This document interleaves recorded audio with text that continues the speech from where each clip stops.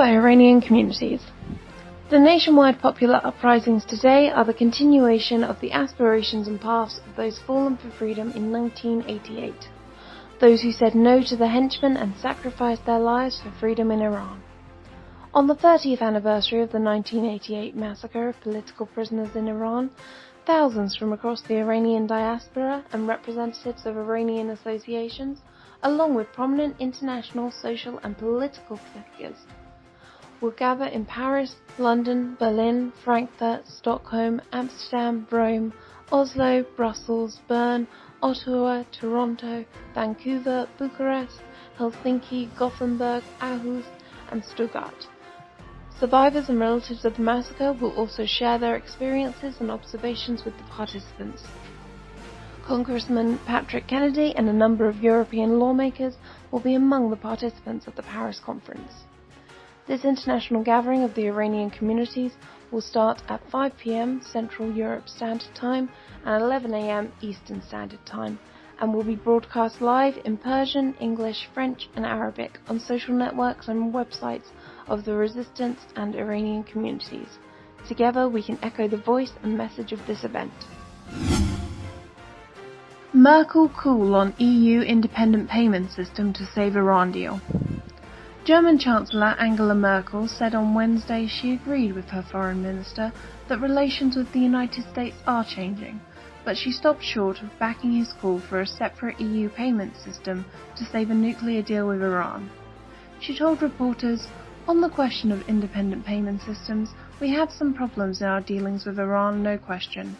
On the other hand, we know that on questions of terrorist financing, for example, SWIFT is very important." She added that it is very important to keep good cooperation with the United States in areas of security. US exposes Iran's lie about indigenous fighter jet Kawsar.